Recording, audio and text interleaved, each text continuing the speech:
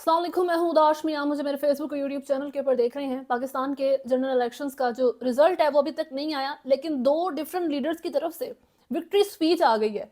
नवाज शरीफ ने अपनी victory speech की है, हालांकि वो कंसिडरेबल नंबर्स के साथ पीछे है पीटीआई बैक्ड इंडिपेंडेंस से।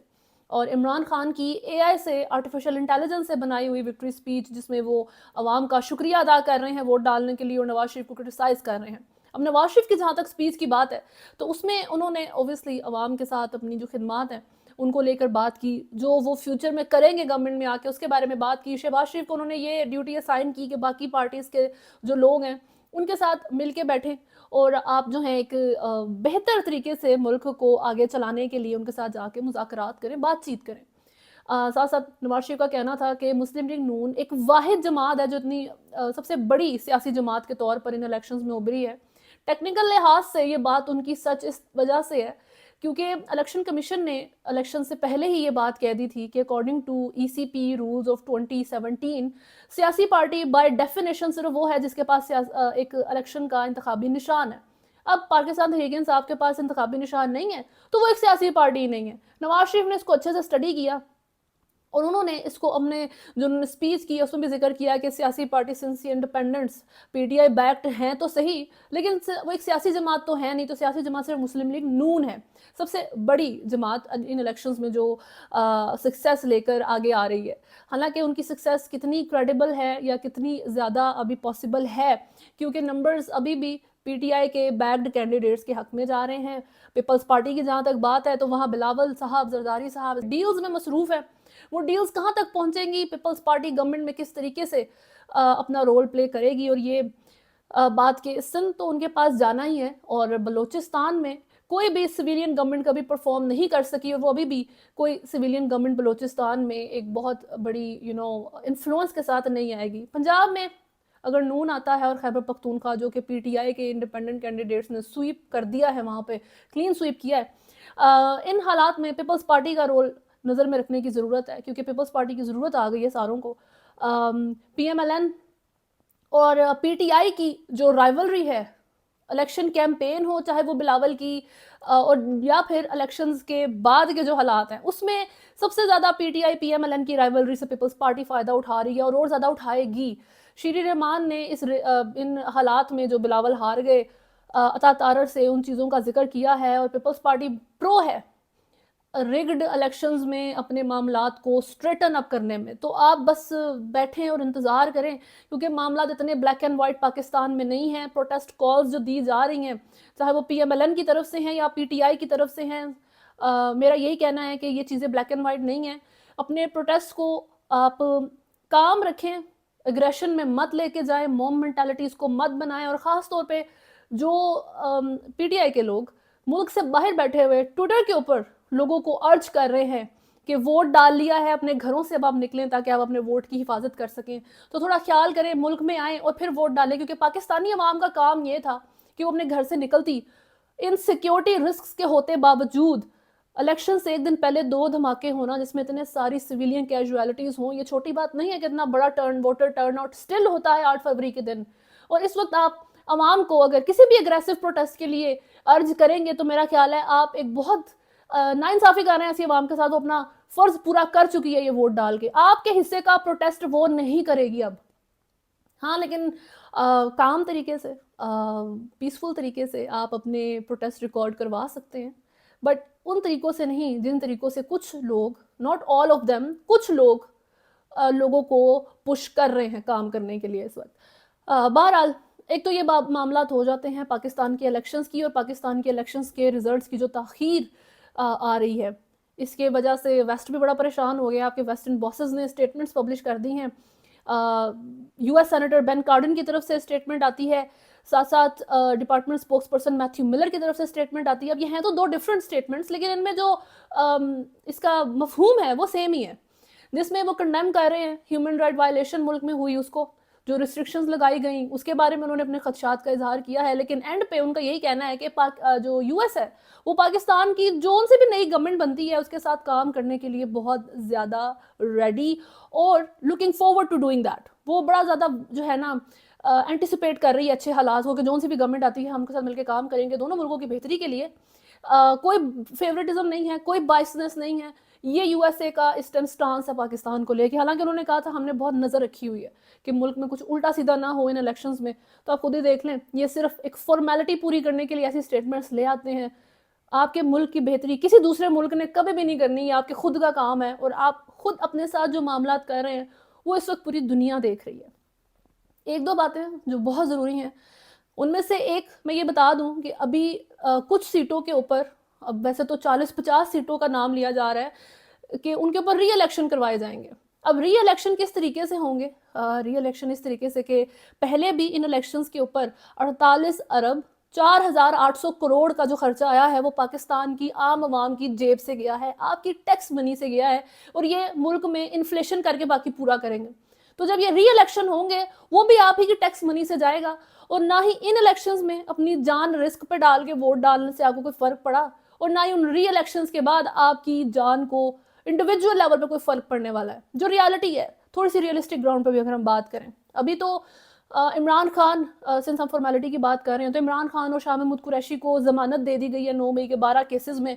और ये इससे बड़ी फॉर्मेलिटी कोई नहीं है, क्योंकि शाह महमूद कुरैशी तोशा खाना केस में, सॉरी साइफर केस में 14 साल के लिए अंदर हैं, और इमरान खान तो वैसे ही साइफर, तोशा खाना और इद्दत के केस में 31 साल के लिए जेल के अंदर है। तो ये 9 मई के केसेस से वो बाहर नहीं निकल सकेंगे। ये एक मामलात इस सारी चीज़ के अंदर हुए। खैर, इलेक्शन और इलेक्शन कमीशन के जो हालात 8 फरवरी से ऑनवर्ड्स जा रहे हैं वो आप सबने देखे हैं, बल्कि अभी आप देखते जाएं आगे आगे क्या होता है। थोड़ा हम 8 फरवरी से पहले जाएं ईसीपी और उसकी वेबसाइट के जो मामला थे उसकी तरफ। तो बहुत इंटरेस्टिंग एक चीज़ हुई जिसमें एक ऑफिसर की तरफ से एक कंप्लेंट दायर की जाती है office of the assistant commissioner के पास के वेबसाइट में इशू आ रहा है।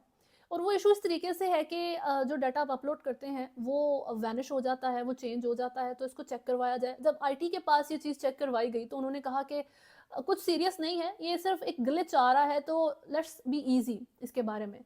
जो ऑफिशियल उन्होंने एक कंप्लेंट इसके लिए दायर की थी office of the assistant commissioner के पास, उसमें ये लाइन लिखी गई कि जो ये वीकनेस है इस सिस्टम की, या तो ये बहुत बड़ा फेलियर है या फिर there is someone else behind the veil जो इसको चला रहा है। बहुत इंटरेस्टिंग लफ्ज़ों का इस्तेमाल किया गया है कि पर्दे के पीछे कोई और पावर या कोई और बंदा मौजूद है जो ईसीपी की वेबसाइट को एक्चुअली में चला रहा है, क्योंकि वो इलेक्शन कमीशन के जो ऑफिसर्स हैं जिनका एक काम है उनके अंडर में या उनके कंट्रोल में फुली नहीं है। इसके बारे में कुछ खातिर ख्वाह एफर्ट्स नहीं की गई, इस मामले को फिक्स नहीं किया गया। अब साथ साथ नादरा की जहाँ तक हम बात करें, ये एक ऐसा इदारा है जो मुल्क के तमाम शहरियों का डाटा अपने पास रखता है, सिर्फ आर्मी और सिविलियंस का नहीं। और इसकी यूजुअली जो लीडरशिप, जो चेयरमैन होता है वो एक सिविलियन होता है। 1 साल पहले नादरा के चेयरमैन को बदल दिया जाता है और उनकी जगह एक जो बंदे रिप्लेस करते हैं उनका नाम है जी लेफ्टिनेंट जनरल मुनीर अफसर। ये एक सर्विंग जनरल है, ये रिटायर्ड जनरल भी नहीं है, और ये नादरा के चेयरमैन है। बहुत इंटरेस्टिंग चीज़, इलेक्शन कमीशन को लेके इस वक्त आपको बहुत तरह के जो है वो कंप्लेंट्स मौजूद है, बहुत खदशात और बड़ी चीज़ें आपको नज़र आ रही हैं। और वो जो ग्लिच की बात की गई थी कि ईसीपी की वेबसाइट में ग्लिच है, तो उसकी आप टेंशन ना लें। तो वो अब ग्लिच आपको पूरे इलेक्शन जो 8 फरवरी को हुए, जो वोटिंग हुई और जिसका रिजल्ट अभी तक पेंडिंग है, उसके अंदर अब वो ग्लिचेस आपको बड़े अच्छे तरीके से नज़र आ रहे होंगे। ये पाकिस्तान का एक अलमिया ही समझें कि जिस तरीके से पाकिस्तान की लीडरशिप से मुतल्लिक, सियासी लीडरशिप हो या वो मिलिट्री लीडरशिप हो या वो आपका इलेक्शन कमीशन हो, इन सबको एक आलमी सतह पे डिस्कस किया जा रहा है, एक्सपोज किया जा रहा है, ये डूब मरने का मकाम है। लेकिन सिंस अब इसके बारे में बात खुल के की जा रही है, तो ये इनमें से कोई भी बंदा केयर नहीं करता आप छुपने की। उनको है कि चलो भाई बात अब कर दी है तो हम खुल के खेलते हैं। ये जो बिहाइंड द वेल वाली बात थी, इलेक्शन कमीशन की जो कंप्लेंट लिखी थी ऑफिसर ने उसके अंदर, कि पर्दों के पीछे कोई लोग मौजूद हैं छुप के जो खेल रहे हैं ईसीपी की वेबसाइट के ऊपर, तो वो अब पाकिस्तान के जो ग्राउंड्स हैं वहाँ ओपन में आके खुल के खेल रहे हैं। उन्होंने पर्दा गिरा दिया है, क्योंकि सबको जब पता लग गया है कि कौन कौन मौजूद है या कौन कौन पार्टिसिपेट कर रहा है इन इलेक्शंस में, तो अब छुपने की ज़रूरत क्या है। सिंस हम इसमें अभी मैंने मिलिट्री लीडरशिप की भी बात की, तो उसमें थोड़ी सी फर्दर एडिशन मैं कर दूं। इलेक्शन का जो chief of army staff Asim Munir हैं, उन्होंने कंग्रेचुलेट किया है पाकिस्तान की आवाम को इन सक्सेसफुल इलेक्शंस के लिए, और उन्होंने जिस तरीके से वोटर टर्नआउट दिखाया उसके लिए सिक्योरिटी सर्विसेज को उन्होंने बहुत अप्रिशिएट किया है कि उनकी वजह से पीसफुल तरीके से ये सारे इलेक्शन जो है वो कर दिए गए, उनको मुमकिन बनाया गया। और उनकी होप है कि मुल्क में से ये पोलराइजेशन, ये जो डिवीज़न है, ये जो डिफरेंस ऑफ ओपिनियन के ऊपर एक दूसरे के बाल पकड़ने को आते हैं लोग, ये चीज़ मुल्क से ख़त्म हो। और जो इलेक्शंस के बाद का वक्त है मुल्क में, मुल्क के अंदर बेहतरी आए, तरक्की आए, इकोनॉमी बहाल हो, डेमोक्रेसी बहाल हो, इस तरीके से चीज़ें हैं। और जो भी फैसला आपके लिए कर लिया गया है, आपके ऊपर मुझे मुसल्लत किया जाएगा, उसको लेके पाकिस्तान की आवाम कोई शिकायत ना करे, चुप करके उसको बर्दाश्त कर ले। और खैर जो पाकिस्तान की गवर्नमेंट है और जो पाकिस्तान में भी फ्यूचर में मामलात होंगे, उसमें इतनी वीक गवर्नमेंट जो जिसने आना है, पीडीएम के वक्त जब एक दफ़ा पीडीएम बनी थी तो जरदारी साहब ने बड़ा स्मार्टली एक गेम की थी, और वो ये थी कि बिलावल को प्राइम मिनिस्टर या कोई इंपॉर्टेंट पोजीशन नहीं दी, क्योंकि वो देख रहे थे कि गवर्नमेंट वीक है और इसको बहुत ज़्यादा गालियाँ पड़ने वाली हैं। तो वो नहीं चाहते थे कि बिलावल का जो करियर है वो शुरू होने से पहले ख़त्म हो जाए, तो उन्होंने फॉरेन मिनिस्टर बना दिया उनको। शहबाज शरीफ जो कि वैसे बहुत रिस्पेक्टेड पॉलिटिशियन थे, लेकिन जब वो प्राइम मिनिस्टर बने पीडीएम की गवर्नमेंट में, तो सबने देखा कि उनका क्या हाल हुआ, और वो अभी तक उससे रिकवर नहीं हो पा रहे। इस वक्त नून लीग के लिए बेहतर ऑप्शन ये है कि अगर वो इज्जत से अपोजिशन में जाके बैठ जाती है, तो उनकी पार्टी की रिवाइवल और उनकी जो रिस्पेक्ट है वो बहुत हद तक रिस्टोर हो सकती है। क्योंकि इमरान रियाज खान का जिस तरीके से कहना था कि इंडिपेंडेंट कैंडिडेट्स, जो डर मौजूद है सबके दिल में कहीं तितर बितर ना हो जाए, तो वो ये कह रहे हैं कि इमरान खान के साथ ये लॉयल हैं और वो इतना घाटे का सौदा करेंगे नहीं कि 1-1.5 साल जिस हुकूमत ने रहना है सिर्फ उसमें शामिल होने के लिए ये अपनी ईमान और अपनी लॉयल्टीज इमरान खान से बेच दें, विच इज़ ट्रू। तो अगर इंडिपेंडेंस नहीं अपनी ये चीज़ बेच रहे, अपनी इज्जत थोड़ी सी बचा के फिर रहे हैं, क्योंकि 1-1.5 साल की हुकूमत में ज़रूरत नहीं है आप इतना बैकलैश बर्दाश्त करें अवाम की तरफ से। लेकिन पीएमएलएन अपेरेंटली इसके लिए रेडी है, क्योंकि वो पीडीएम जब पहली बनी थी तब भी रेडी थे। पीपल्स पार्टी भी सो फार थोड़ी इस लिहाज से रेडी लगती है। अब इस चीज़ को वही बात मैं कहूँगी कि जरदारी साहब पहले बड़ा वाइजली खेल गए थे पीडीएम के वक्त, कि उन्होंने बिलावल को फ्रंट पे नहीं लाए, कि उसका पॉलिटिकल करियर स्टार्ट से पहले ख़त्म हो सकता था। अभी वो क्या करेंगे? इस वक्त पीपल्स पार्टी के पास ऑप्शन सिर्फ एक है कि या तो वो इंडिपेंडेंट्स को अपने साथ में लाएं, जिस भी तरीके से अगर वो लड़ कर सकते हैं उनको अपनी तरफ अट्रैक्ट कर सकते हैं, हॉर्स ट्रेडिंग करके। पीपल्स पार्टी अगर इमरान खान के लॉयल पीटीआई इंडिपेंडेंट कैंडिडेट्स को अपनी तरफ करके गवर्नमेंट में आती है, तब तो शायद इनका सर्वाइवल हो, पीपल्स पार्टी का, बिलावल का, जरदारी का। और जरदारी भी वो जो मोस्ट प्रोबेबली इस वक्त एक इम्पॉर्टेंट प्राइम मिनिस्टर या प्रेसिडेंट की पोजीशन में से अपने लिए एक मांगेंगे। तो ऐसे हालात में तो एक सर्वाइवल है, अदरवाइज ये पीएमएलएन के लिए तो घाटे का सौदा है ही, ये पीपल्स पार्टी के लिए भी घाटे का सौदा बन जाएगा। खैर अभी तक के लिए वीडियो में इतना ही है। अगर आपने चैनल को फॉलो नहीं किया हुआ तो सब्सक्राइब करें, वीडियो को लाइक एंड शेयर जरूर करें। अल्लाह हाफिज़।